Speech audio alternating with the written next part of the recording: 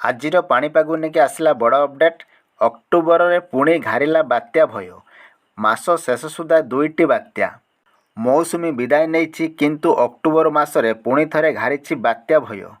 ଆମେରିକାର GFS model ଆକଳନ ଅନୁଯାୟୀ ଅକ୍ଟୋବର ଶେଷ ସୁଦ୍ଧା ଦୁଇଟି ବାତ୍ୟା ସୃଷ୍ଟି ହେବାର ସମ୍ଭାବନା ରହିଛି। ଯଦିଓ ଏନେଇ ଚିତ୍ର ଏବେ କିଛି ସ୍ପଷ୍ଟ ହୋଇନାହିଁ, କିନ୍ତୁ ଦିନ କେଇଟା ମଧ୍ୟରେ ବାତ୍ୟାକୁ ନେଇ ସ୍ପଷ୍ଟ ସୂଚନା ମିଳିବ। ତେବେ ଏହି ଖବର ପୁଣି ଥରେ 1999 ମସିହା ଅକ୍ଟୋବର ମାସରେ ମହାପ୍ରଳୟକୁ ମନେ ପକାଇ ଦେଉଛି। 1999 ମସିହା ଅକ୍ଟୋବର ମାସ ବଙ୍ଗୋପସାଗରରେ ସୃଷ୍ଟି ହୋଇଥିଲା ଦୁଇଟି ଶକ୍ତିଶାଳୀ ବାତ୍ୟା। ଗୋଟିଏ ଅକ୍ଟୋବର 17ରେ ଗଞ୍ଜାମ ଜିଲ୍ଲାରେ ଗୋପାଳପୁରଠାରେ ସ୍ଥଳଭାଗ ଛୁଇଁଥିଲା।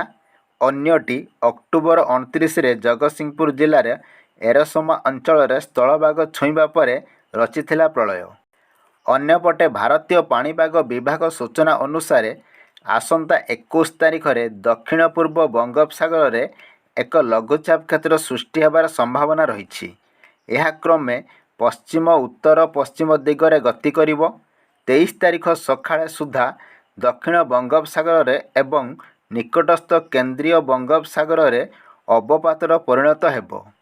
ତାହା କ୍ରମଶଃ ତାମିଲନାଡୁ, ପଣ୍ଡୁଚେରୀ ଏବଂ ଦକ୍ଷିଣ ଆନ୍ଧ୍ର ଆଡ଼କୁ ମୁହାଁଇବ, ଯାହା ପ୍ରଭାବରେ 21 ତାରିଖରୁ 23 ପର୍ଯ୍ୟନ୍ତ ଘଣ୍ଟା ପ୍ରତି 30ରୁ 55 କିଲୋମିଟର ବେଗରେ ପବନ ବୋହିବ। କୌଣସି GFX ମଡେଲକୁ ଅନୁସରଣ ନ କରି IMD ପୂର୍ବାନୁମାନକୁ ଅନୁସରଣ କରିବାକୁ କହିଛନ୍ତି IMD DG।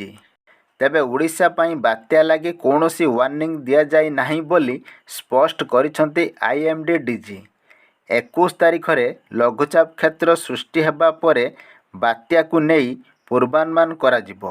ଅକ୍ଟୋବର 29 ତାରିଖ ପାଇଁ ସେଭଳି କୌଣସି ପୂର୍ବାନୁମାନ ଏଯାଏଁ ହୋଇନାହିଁ।